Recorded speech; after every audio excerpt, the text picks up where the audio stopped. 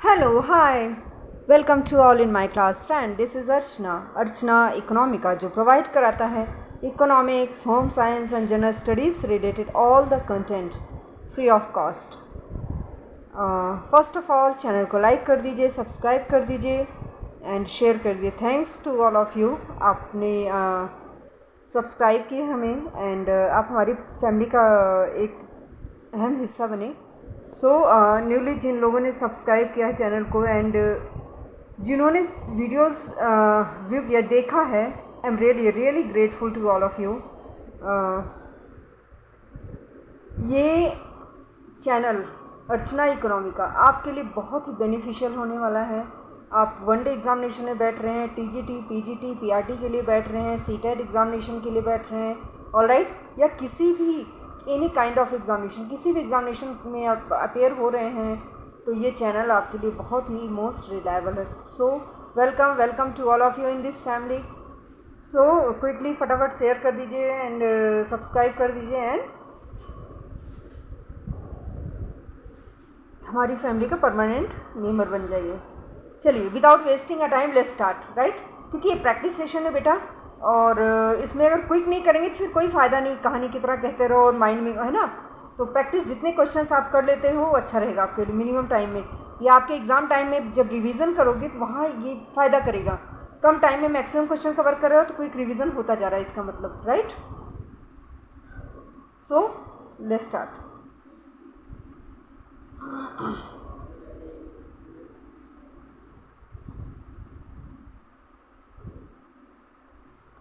Friends, last video हमारा 605 page number तक हो चुका था।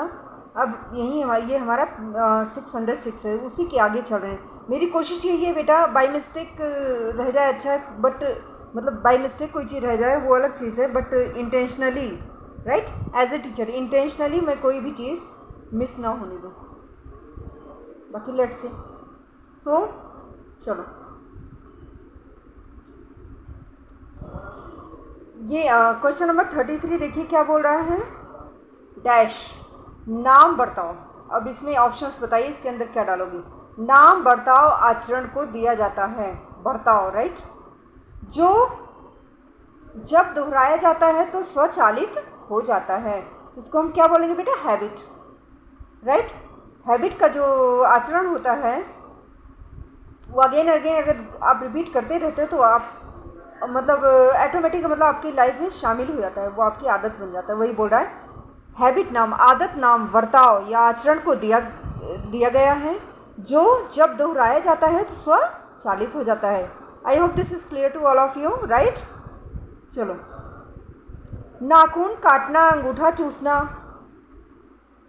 डैश की आयु तक नज़रअंदाज किया जा सकता है। मतलब किस एज तक आप इग्नोर कर सकते हो। अगर बच्चा अंगूठा चूस रहा है और नेल्स बाइट कर रहा है, कब तक इग्नोर करना चाहिए, तो 3 मंथ तक। रिमेंबर, कितने महीने भैया, 3 माह की उम्र तक आप इसको इग्नोर कर सकते हो, नज़रअंदाज कर सकते हो, लेकिन इसके बाद अब you have to take care, right. देखो टीजीटी 2019 में आया था क्वेश्चन, ऐसे क्वेश्चन बनते, क्वेश्चन ऐसे नहीं बनते कहीं से कि मार्स से और अलग मतलब किसी प्लैनेट से आपके लिए क्वेश्चन बन के आएंगे, यहीं से बनते हैं। अब ये चीज़ हम कंफ्यूज है, हम बोलेंगे यार कम से कम 6 मंथ तक तो बच्चा नोन होता है, बट नहीं, जो आयोग ने आपके क्वेश्चन को माना है वही आप जो है मतलब वरीयता दीजिएगा, राइट। सूची में दिए गए, ये सूचियाँ हैं, टेबल्स हैं, इनको आप मैच कीजिए और हम सीधे आंसर पे आते हैं बेटा, राइट। ये देखो, प्रॉक्सिमिक्स क्या होता है, just wait.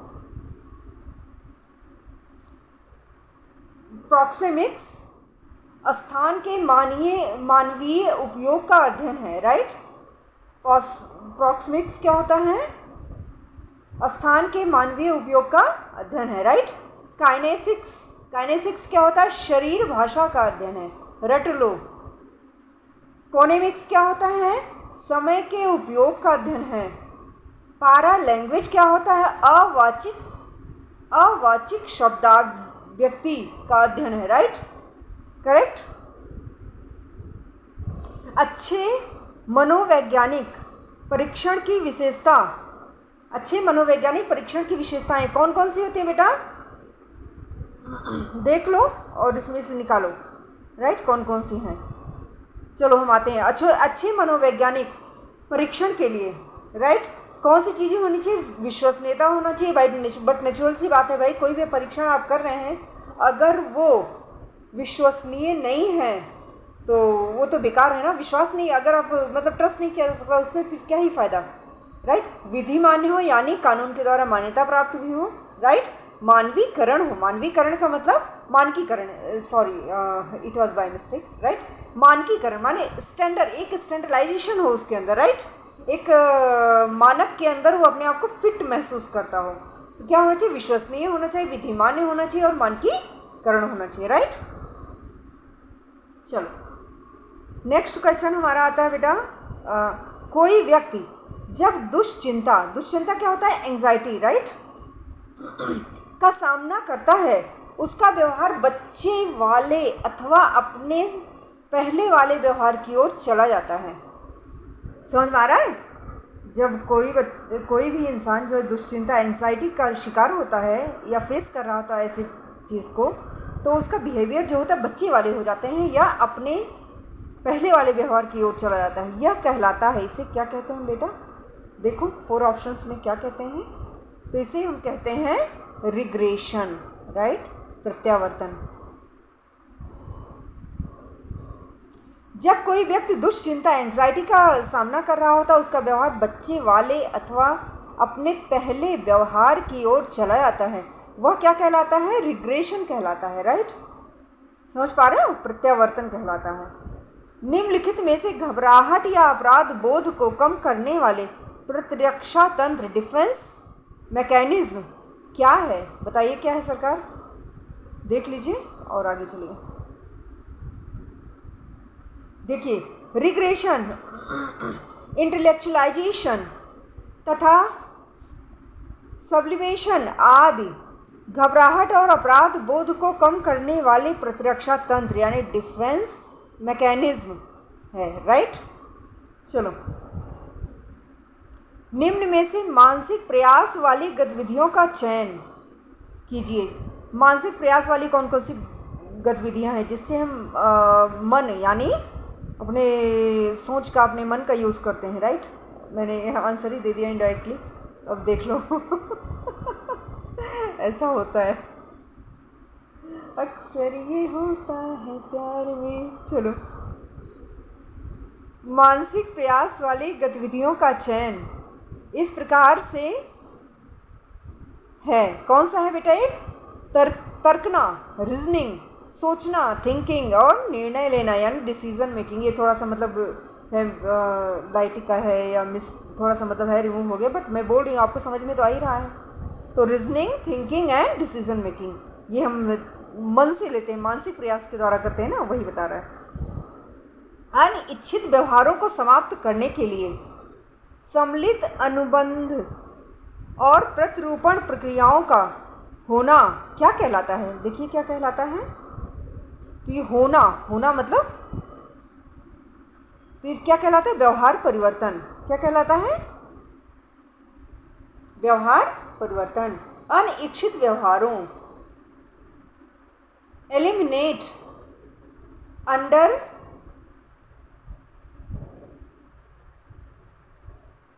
Undesirable, eliminate undesirable behaviour, right. अनिच्छित, वो थोड़ा सा समझ नहीं पाई मैं, ठीक है ना। अनिच्छित बोल रहा है ना, अनडिजायरेबल बिहेवियर जो आपका होता है उसको ख़त्म करने के लिए, ठीक है ना।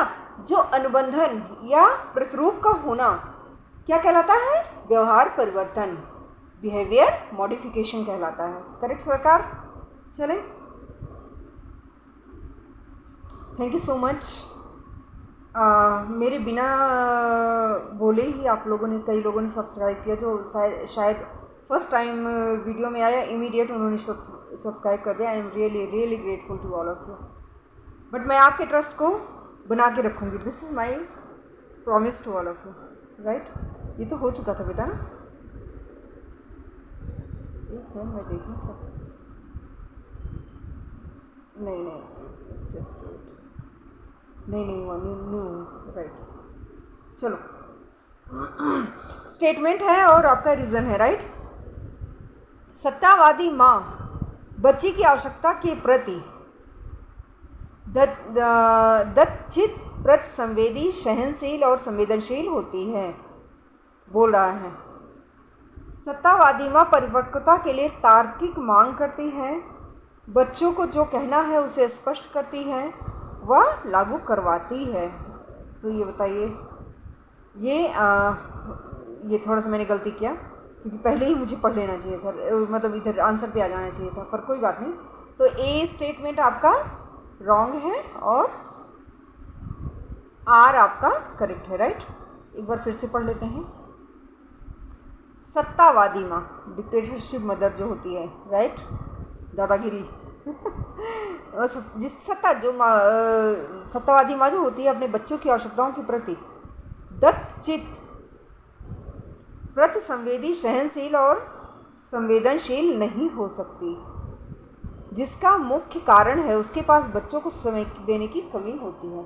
सत्तावादी माँ जो मतलब जिसके पास पावर होती है, ऐसी मदर, राइट, वो बोल रहा है। लेकिन सत्तावादी माँ परिपक्वता के लिए तार्किक मांग करती है एवं बच्चों को जो कहना है उसे स्पष्ट करती है और लागू करवाती है, राइट। चलो, इसमें फिर आ गया आपका, एक साइड में एज है, एक साइड में हाथ के मतलब कोऑर्डिनेशन के पैटर्न के बारे में दिया गया है। इसको चलो आप लोग देखो, पढ़ो, रीड करो, हम सीधे आंसर पे आते हैं ताकि हमारा टाइम वेस्ट ना हो, ठीक है ना। मतलब इधर उधर तुक्का मारेंगे, तुक्का मारने से अच्छा है कि करेक्ट आंसर को 2 बार रिवाइज वो कर दें, रिपीट कर दें, राइट, तो आपका याद हो जाएगा यहीं के यहीं। अब देखो बेटा, 4 माह में बच्चा देख सकता है पर छू नहीं सकता।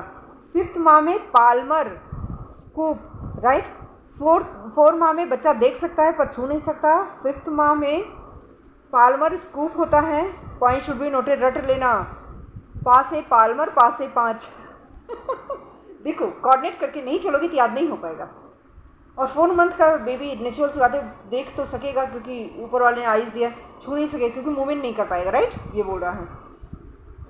8 महीने का बच्चा दोनों हाथों में घनाकार वस्तु लेकर ले सकता है। 8 महीने हो जाए, बैठने लगेगा तो दोनों हाथों में कोई चीज़ पकड़ सकता है, राइट। 9 माह के बच्चे चिमटी रूपी पकड़ को भली भांत अंजाम दे सकता है, करेक्ट। चिमटी काटते हैं ना बच्चे। क्लियर हो गया? चलें सरकार, आगे चलो। प्रबलन संवेग सदैव, संवेग, सॉरी इट्स नॉट संवेग, प्रबलन संवेग सदैव कैसे होते हैं? सदैव सुखद होते हैं, अप्रिय होते हैं, तीव्र होते हैं, राइट। डोमिनेंट इमोशंस जो होते हैं वो सदैव सुखद होते हैं, अप्रिय होते हैं और तीव्र होते हैं। सुख तो देते हैं लेकिन प्रिय नहीं होते। Point should be noted my Lord. सुख तो देते हैं, डोमिनेटेड जो भी मतलब इमोशंस होते हैं, लेकिन अप्रिय होते हैं क्योंकि डोमिनेट किया जा रहा है ना, इसलिए। और तीव्र होते हैं, जितनी तीव्रता से बढ़ते हैं। और फिर समझ पा रहा हूँ? चलो,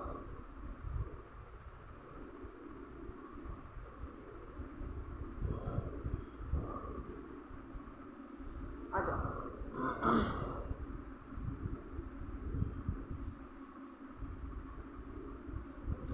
बच्चों की वस्त्रों के निर्यात के लिए निम्नलिखित परीक्षण आवश्यक है। क्या आवश्यक है बेटा? अनिवार्य है, वही थिंक सेम। देखो आप क्या ज़रूरी है, हम आंसर पे आते हैं सीधा।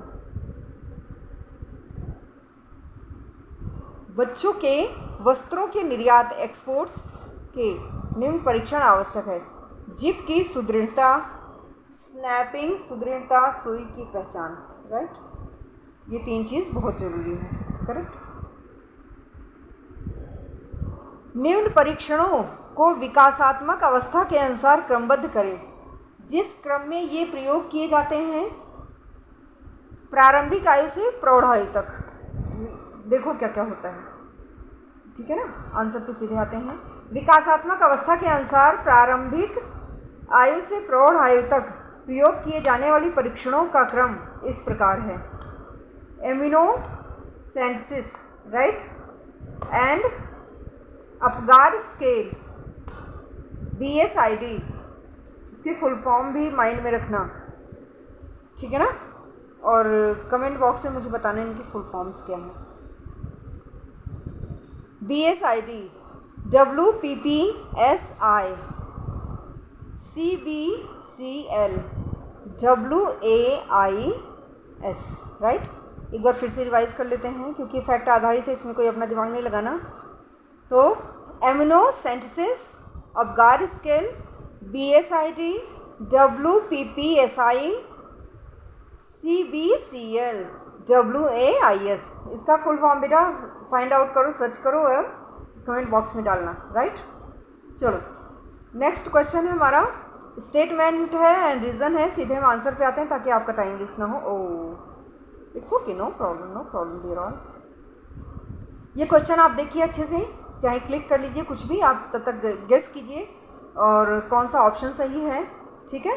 और हम नेक्स्ट पेज पे चलते हैं, आपको बताते हैं। चलो आ जाओ।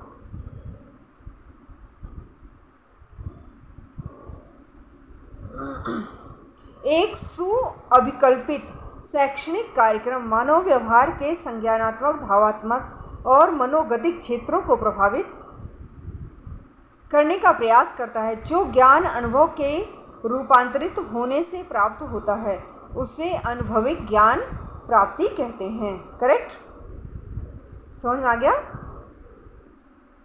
आगे चलो, ये भी स्टेटमेंट है, रीज़न है, आप देख लीजिए, फिर आगे चलते हैं, राइट।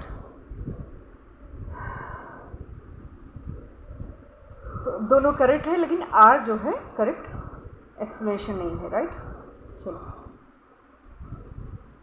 धड़ एवं भुजाओं की मांसपेशियों के नियंत्रण की परिपक्वता हाथों एवं उंगलियों की मांसपेशियों के नियंत्रण की परिपक्वता से पहले होती है। बट नेचुरल है, पहले बच्चा हाथ उठाना और गिराना सीखता है, तब फिंगर्स जो है कोई चीज़ टिप से फिंगर से उठाना सीखता है। पेन तुरंत थोड़ी ना उठाता है वो, है ना, ये समझो। करेक्ट, इससे पहले आता है इसका मतलब। धड़ और भुजाओं के विकास प्रॉक्सिमो डिस्टल प्रतिमान के क्रम में होता है। सेफेलो डिस्टल ये बताता है कि बुद्धि और विकास के पैटर्न का पालन बुद्धि और विकास एक पैटर्न का पालन करता है जो सिर से लेकर शुरू होता है, फिर शरीर के बाकी हिस्सों में जाता है। Point should be noted my Lord. Proximo distal क्या होता है? धड़ भुजाओं का विकास, ठीक। और सेफेलोकॉडल क्या होता है बेटा? सेफेलोकॉडल यह बताता है कि वृद्धि और विकास एक पैटर्न का पालन करता है जो सिर से लेकर शरीर के बाकी हिस्सों यानी सिर से पैर तक, राइट। सेफेलो, थोड़ा कॉमन सेंस लगाना, सा से सेफेलो, सा से सिर, उसके बाद फॉलो करता है आपके पैर तक। देखो लर्न करने का आसान तरीका यही है, क्योंकि जब 2-3 बार इस तरह से करोगे ना, सेफेलोकॉडल सिर से पैर, सेफेलोकॉडल सिर से पैर, बाकी सब भूल जाओ, राइट। ऐसे ही आपका क्या आ गया? Proximo distal. प्रॉक्सिमो डिस्टल क्या होता है आपका? धड़ और भुजाओं के विकास, राइट। रट डालो, और कोई ऑप्शन नहीं बेटा, क्योंकि कॉम्पिटिटिव एग्जाम में भूलने का कुछ नहीं होता, ऑप्शन नहीं होता। अच्छा, ये आपके टेबल्स हो गए और इनके दूसरा जो है 2 टेबल्स हैं, इनको मैच करना है, राइट। हम सीधे आंसर पे आते हैं ताकि आपका टाइम बहुत कीमती है। मैं नहीं चाहती कि जब आप रिवीजन करने लगो तो आपको लगे यार 5 घंटे इसी में लग गए, कैसे काम चलेगा, ऐसे नहीं होना चाहिए, राइट। मैं यही चाहती हूँ। प्राधिकारिक स्नेही एवं विकसित कारक, निरंकुश, दंडात्मक, स्वीकृति देने वाले, निम्न, नियंत्रण वाले, लापरवाह, जुड़ाव न रखने वाले। ध्यान से सुनना, प्राधिकारिक क्या होते हैं? प्राधिकारिक कौन से होते हैं? स्नेहिल और विकसित कारक होते हैं। निरंकुश कौन से होते हैं? दंडात्मक होते हैं, राइट। स्वीकृति देने वाले कौन से होते हैं? निम्न, नियंत्रण वाले होते हैं। और लापरवाह कौन से होते हैं? जुड़ाव न रखने वाले, करेक्ट। अब आ जाइए बेटा यहाँ गतिविधियाँ और उनके प्रयास, राइट। तो ये देख लीजिए, 2 हैं, इनको आपको क्या करना है? मैच करना है। आप देखिए ध्यान से और हम चलते हैं ऊपर। ऊपर का मतलब ऊपर नहीं सरकार, अभी बहुत जीना है। अभी बच्चों की शादी करनी है ना, एंड खुद भी जीना है यार। आप लोग के लिए भी देख, मतलब ऐसे थोड़ी तो बीच में भाग जाएंगे, भागना नहीं है, भागने का परमिशन नहीं है टीचर के लिए। एक गुड न्यूज़ देना है, हमारे बोर्ड एग्ज़ाम जिस स्कूल में मैं टीचिंग कर रही थी, it was KVS and I love this school and with the blessing of you all मेरे सारे बच्चे पास हो गए। एंड ये बहुत अच्छी मतलब बात है एक टीचर के लिए, क्योंकि अगर आप सक्सेस होते हो आपको खुशी होती ही, आपका करियर है भाई, लेकिन आपसे कहीं ज़्यादा आपके पेरेंट्स खुश होते हैं, और उससे भी कहीं ज़्यादा नहीं बोल सकती मैं, पेरेंट्स और दोनों इक्वल, फिर भी उससे भी कहीं ज़्यादा बोलूँगी मैं, क्योंकि उसमें एफ़र्ट आपके टीचर का होता है, राइट, क्योंकि उस आपका रिज़ल्ट सीधा आपके टीचर को अफेक्ट करता है।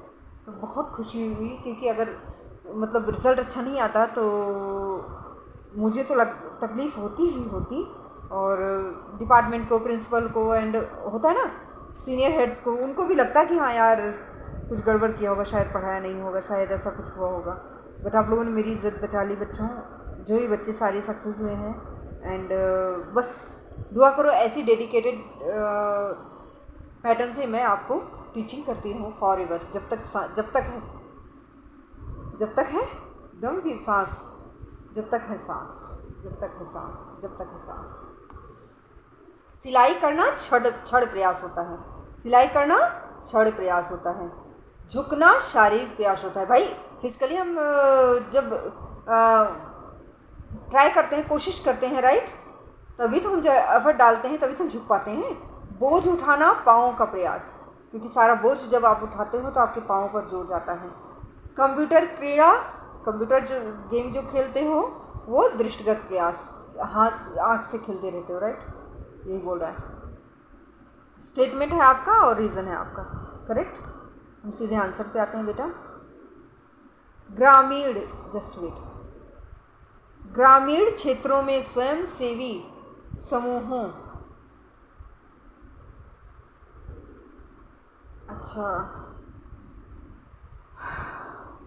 ग्रामीण क्षेत्रों में स्वयंसेवी समूहों के गठन से महिलाओं का स्तर बेहतर बनता है।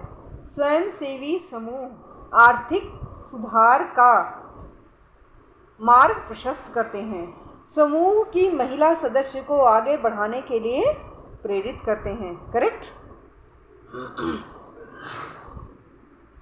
लो हमारे नवाब साहब को छींक आ गई, ऐसे ही है, ही इज़ इन, वो भी आप लोग की तरह नहीं है, you are a teacher, right, अभी वो स्टूडेंट है, but he is amazing, I just love you, I love you also, I love you too, right. अब देखिए ये आपका स्टेटमेंट एंड रीज़न है, हम सीधे आंसर पे आते हैं without wasting a time. Answer C correct है, राइट, सी करेक्ट है। सी में देखो कितना बढ़िया दिया है, ए सही है, आर अंशतः सही है, थोड़ा सही है, ये बोल रहा है। एक बालक अपने माता पिता और वातावरण के भय और क्रोध का संवेग सीखता, माता पिता तथा वातावरण से भय और क्रोध का संवेग सीखता है, ये बोल रहा है। एक जब अंशतः दोनों सही है तो पढ़ लेना। एक बालक अपने माता पिता और वातावरण के भय और क्रोध का संवेग सीखता है, माता पिता से भी सीखता है, पेरेंट्स कैसे हैं और आसपास का वातावरण कैसा है, राइट, इन्वायरमेंट कैसा है, तो एटमॉस्फेयर कैसा है, वर्किंग एटमॉस्फेयर, सारी चीज़, मतलब हर चीज़, बच्चे की बात हो रही है ना, आसपास फ्रेंड्स कैसे हैं, नेबर्स कैसे हैं, स्कूलिंग कैसी है, और पेरेंट्स से सीखता है, राइट, यही बोल रहा है।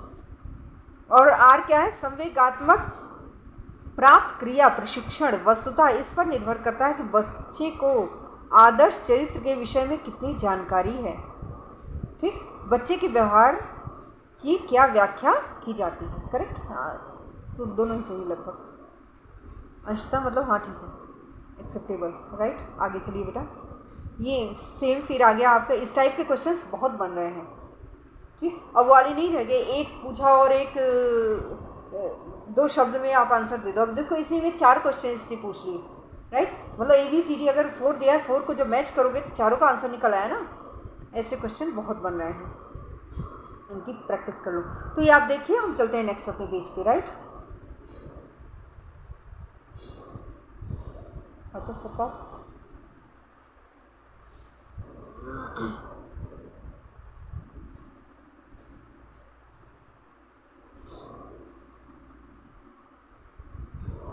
इसकी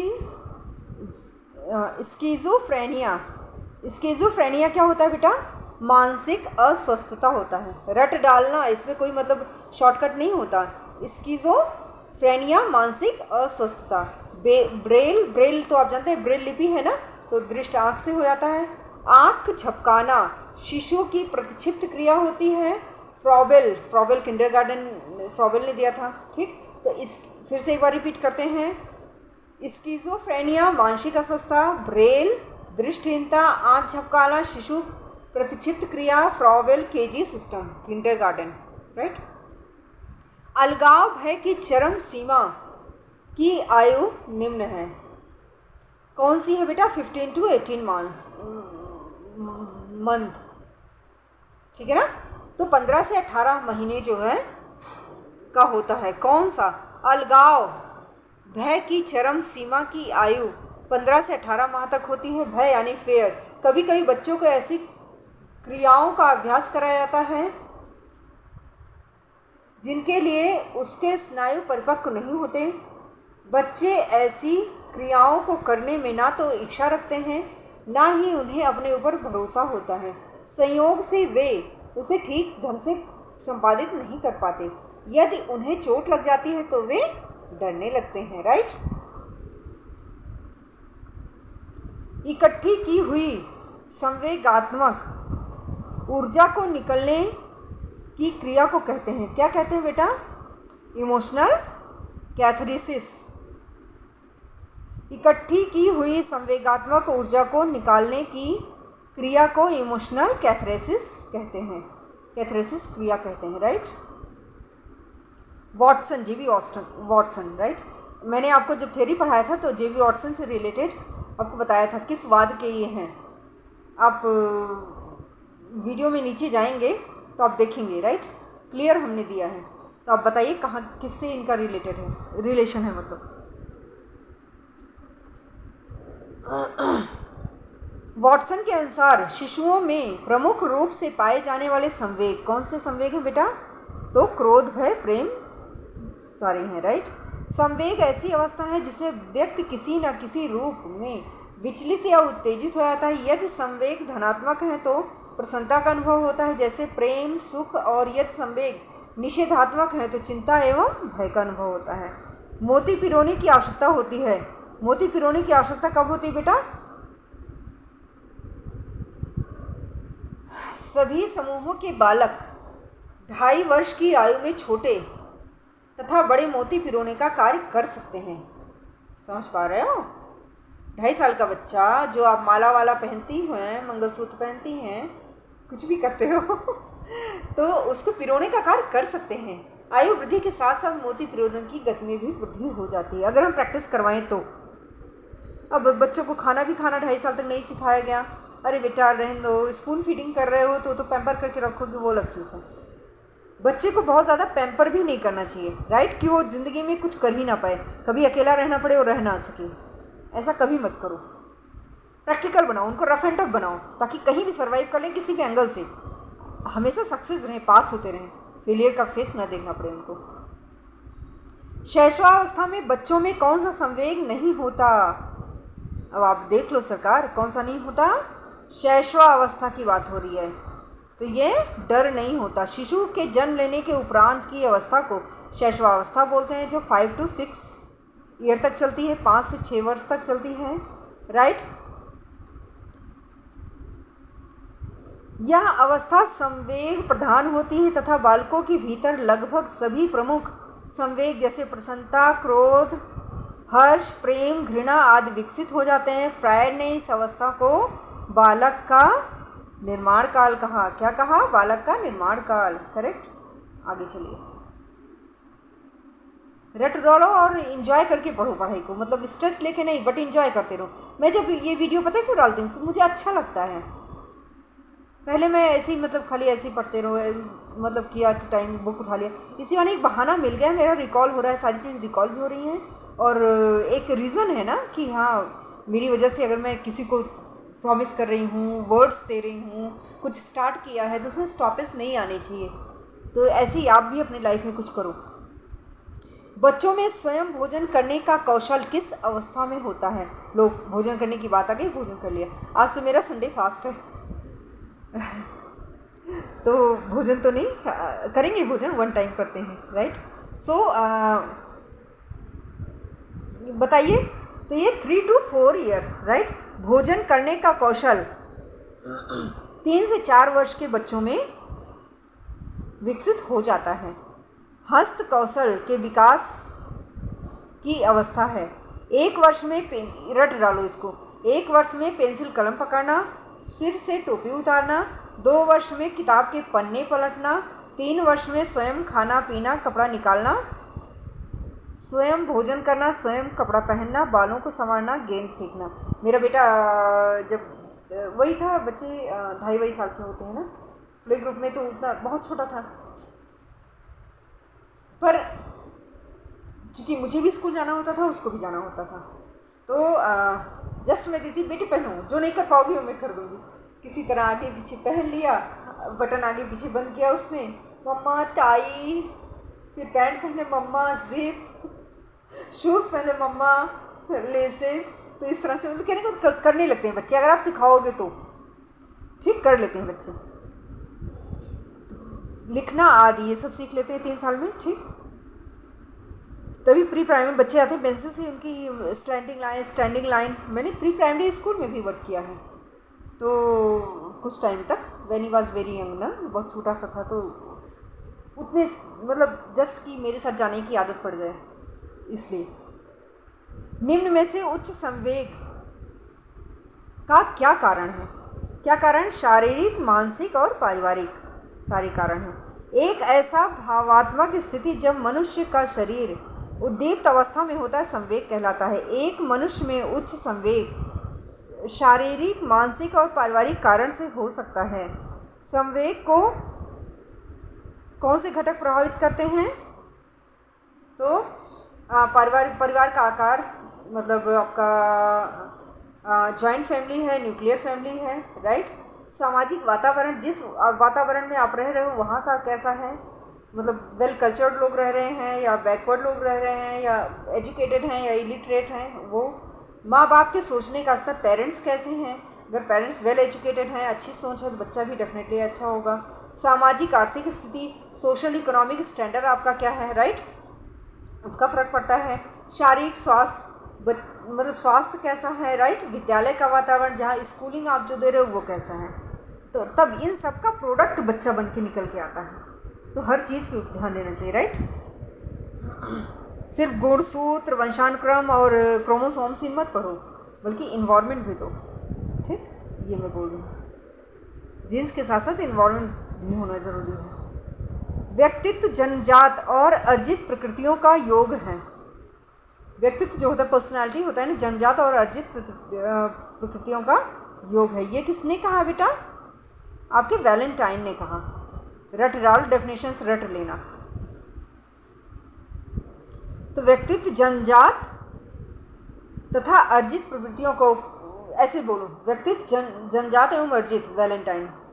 व्यक्तित्व जन्मजात अर्जित, वैलेंटाइन, रट डालो, ऐसे रटो, कोई ऑप्शन नहीं होता बेटा इसमें, ठीक। गिलफोर्ड क्या है? व्यक्तित्व गुणों का समन्वित रूप, व्यक्तित्व गुण, बस गुणों का समन्वित रूप, ये तो छोटा ही है। निरंतर भग्नाशा की स्थिति में व्यक्ति के व्यक्तित्व पर क्या प्रभाव पड़ता है? चारों ऑप्शंस देखिए, हम आंसर पे आते हैं। यदि एक व्यक्ति निरंतर भग्नाशा की स्थिति का सामना करना है तो उसके व्यक्तित्व पर प्रतिकूल प्रभाव पड़ेगा, राइट। उसका व्यक्तित्व विघटित हो जाता है और मानसिक रूप से विक्षिप्त भी हो सकता है। Point should be noted my lord. भग्नाशा उत्पन्न करने वाले कारक कौन से हैं, ये देखो आप, फिर हम आते हैं आंसर पे, राइट। अच्छा 6-9, हाँ 6-10 तक करेंगे, उसके बाद जो है हम नेक्स्ट वीडियो में आएंगे, राइट।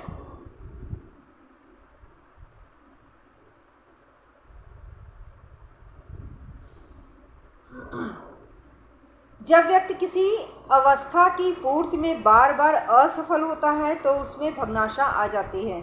इसके आने पर व्यक्ति कार्य करना बंद कर देता है, परंतु कुछ साहसी लोग कार्य करना न छोड़कर पुनः उसमें लग जाते हैं, कठिनाइयों को झेलकर सफल हो जाते हैं। एक व्यक्ति के अंदर भग्नाशा आर्थिक, सामाजिक, राजनीतिक, धार्मिक और प्राकृतिक इत्यादि कारकों के माध्यम से उत्पन्न होता है, राइट।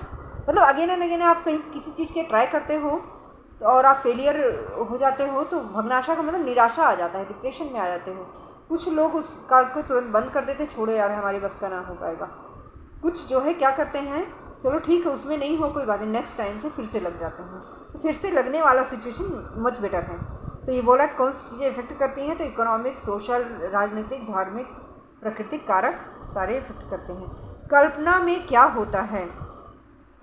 कल्पना में बेटा आंसर देखिए सारे सही हैं, तो हम सीधे डिटेल पे आ जाते हैं बिना टाइम वेस्ट किए। इस पे आ ही जाओ। स्वयं रचनात्मकता होती है, सृजनात्मक होती है, पूर्व अनुभव के आधार पर पुनः गठन होती है, राइट। मानसिक शक्तियों में कल्पना अत्यंत महत्वपूर्ण है, राइट। कल्पना के अंतर्गत सृजनात्मकता, रचनात्मकता होती है। कल्पना के अंतर्गत पूर्व अनुभव के आधार पर नए विचारों का पुनर्गठन होता है। इसी अद्भुत शक्ति के बल पर संसार के इतिहास में महान कार्य हुए हैं, राइट। इमेजिन करके ही लोग पहले मतलब फिजिकल रूप में काम करने की बजाय पहले उसको मन में बनाते थे, राइट, तैयार करते थे। तो ये बड़े बड़े महान कलाकार, कवि, नाट्यकार, दार्शनिक और ज्ञानी, तत्वज्ञानी, इनके इसी के बल पर अपनी कला का निर्माण और सृष्टि के अनेक रहस्यों का उद्घाटन किया है, राइट। इसी के द्वारा मनुष्य अपना लक्ष्य प्राप्त कर सकता है। आप भी कर लोगे। उज्जवल भविष्य को निखारता है, राइट, निहारता है। मानसिक विकास होता है, पढ़ डालो। तो ये नियमित और क्रमबद्ध होता है। मानसिक विकास नियमित और क्रमबद्ध रूप से होता है। मानसिक विकास की प्रक्रिया चेतन एवं अचेतन दोनों रूपों में चलती है। मानसिक विकास के ही परिणाम स्वरूप बच्चों में प्रत्यक्षीकरण होता है, उनके ज्ञान में वृद्धि होती है। मकान की परिभाषा क्या है? मकान संवेगात्मक लगाव, मकान को संवेगात्मक लगाव के तहत परिभाषित किया जाता है। इसी के अंतर्गत प्रेम, पारिवारिक लगाव और सहानुभूति आते हैं। संवेगात्मक में प्रेम भी आ जाएगा, परिवार भी, मतलब आपका घर जो होगा, घर स्पेशली मकान थोड़ा रॉन्ग वर्ड दिया है, इससे घर बोलना चाहिए था। मकान तो कंकड़ पत्थर से बनता है, लेकिन घर जो बनता है वो संवेगात्मक लगाव से बनता है। प्रेम, पारिवारिक लगाव, सहानुभूति आदि आते हैं उसमें, राइट। कहते हैं ना घर जो है कंकड़ पत्थर से नहीं बल्कि वहाँ रहने वाले लोगों से बनता है, यही बोल रहा है। असंयत मूत्रता समस्याजनक होती है, पढ़ लो। आंसर पे आ जाओ। पूर्व विद्यालय बच्चों में रात के समय, ये मैंने आपको वीडियो में भी थोड़ा आपको बताया था बेटा कि जब नाइट में बच्चा सोता है ना, ठीक है ना, स्पेशली शिशु जब होता है तो बिस्तर अक्सर गीला कर देते हैं, वही बोल रहा है। असंयत मूत्रता सामान्यतः बच्चों में होने वाले एक विकार है जिसमें बच्चा रात में सोते समय बिस्तर पर पेशाब कर देता है। अक्सर यह समस्या 2 वर्ष तक के बच्चों में देखी जाती है, परंतु अगर 3 वर्ष या इससे अधिक आयु के बच्चों में इस प्रकार की शिकायत रहे तो इसे असंयत मूत्रता कहते हैं, राइट। बिस्तर गीला करने की बीमारी। असंयत मूत्रता बढ़ी हुई उत्तेजना, मानसिक लगाव और शरीर में खून की कमी है। Point should be noted my Lord, ठीक। बढ़ी हुई उत्तेजना, मानसिक तनाव, ठीक, स्ट्रेस कुछ हो और शरीर में खून की अगर कमी होती है, शारीरिक कमजोरी होती है, तब भी हो जाता है, करेक्ट। आगे चलते हैं।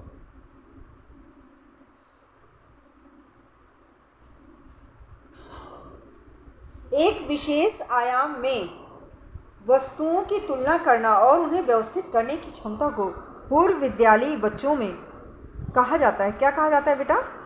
श्रेणीकरण, राइट। एक विशेष आयाम में वस्तुओं की तुलना करना और उन्हें व्यवस्थित करने की क्षमता को पूर्व विद्यालयी बच्चे में श्रेणीकरण करना क्या कहा जाता है? श्रेणीकरण करना कहा जाता है। पाइगेट द्वारा उपयोग किए गए शब्द अहंवादी अर्थ है कि बच्चे, देख लो चारों ऑप्शंस हम आंसर पे आते हैं। बच्चे जो चाहते हैं उसे पाने के लिए चिंतित होते हैं, यानी फर्स्ट, राइट। पाइगेट द्वारा उपयोग किए गए शब्द अहंवादी का तात्पर्य है बच्चे जो चाहते हैं वह पाने के लिए चिंतित होते हैं, करेक्ट। बालक के संवेगों की विशेषता नहीं है संवेग की स्थायी प्रकृति। बालकों के संवेग क्षणिक होते हैं, उनमें स्थायित्व नहीं होता। संवेगों में उग्रता, संवेगों में शीघ्रता, संवेगों का बार बार प्रकटीकरण बालक के संवेगों की विशेषता है। बच्चों की यौन अंगों की प्रति जिज्ञासाओं को बढ़ने से कैसे रोका जा सकता है? देख लो ऑप्शंस, कैसे रोका जा सकता है? तो बच्चों की रुचि संगीत, नृत्य या रचनात्मक कार्य में लगा दिया जाए। निश्चित सी बात है, जब बच्चे का मतलब उस एज में, जैसे अगर आपका यहाँ कहने में ये चाह रही हूँ आपको, अगर आपके जननांग पे या यौनांगों के प्रति बच्चे जिज्ञासु होते हैं, क्या है, कैसे है, क्यों है, ये सब चीज़ें, तो सब इससे हटाने का, डाइवर्ट करने का सबसे आसान तरीका है कि उनके इंटरेस्ट को, म्यूज़िक में जिस चीज़ में इंटरेस्ट है, उनको पेंटिंग में इंटरेस्ट है, म्यूज़िक, कोई ना कोई क्वालिटी होगी बच्चे के अंदर, किसी क्रिएटिव कार्य में लगातार लगाइए, राइट। और इसके बाद क्या करिए, यहाँ आइए, ठीक। तो बच्चा क्या हो जाएगा बेटा? डाइवर्ट हो जाएगा और इसकी जिज्ञासाएँ मतलब अपने जननांगों पे, यौनांगों पे बढ़ने की बजाय कहीं और डाइवर्ट होंगी, राइट। जब दमित संवेगों की अभिव्यक्ति सृजनात्मक एवं सांस्कृतिक क्रियाओं के द्वारा की जाती है तो उसे कहते हैं, क्या कहते हैं सरकार? जब दमित संवेगों की अभिव्यक्ति सृजनात्मक एवं सांस्कृतिक क्रियाओं द्वारा की जाती है तो उसे हम मानसिक रेचन कहते हैं, राइट। चलिए सरकार, ये हमारा देखिए 6-10 तक है और इसके बाद हम मिलते हैं अपने नेक्स्ट वीडियो पर। तब तक के लिए हंसते रहिए, मुस्कुराते रहिए, मस्त रहिए, स्वस्थ रहिए और चैनल को लाइक कीजिए, सब्सक्राइब कीजिए, क्योंकि अर्चना इकोनॉमिका आपका अपना चैनल है जो प्रोवाइड कराता है economics, home science and general studies से related all the content free of cost. आपको एक चवन्नी भी कहीं देने की ज़रूरत नहीं है। फेक आईडी से सावधान रहें। अगर कोई आपसे यूट्यूब पर इस चैनल के लिए कुछ डिमांड करता है तो आप गलत हैं, राइट। ऑफलाइन क्लास का अलग है भाई, यूट्यूब पे जो वीडियोस आएंगे फ्री ऑफ कॉस्ट ही आएंगे, राइट। सो बेटा मिलते हैं अपने नेक्स्ट वीडियो पे 6-10 के बाद, राइट। पेज नंबर 16 की बात कर रही हूँ मैं, 6:10 पर नहीं। Okay, love you all guys. चलिए bye bye, see you, take care, हंसते रहिए, मुस्कुराते रहिए।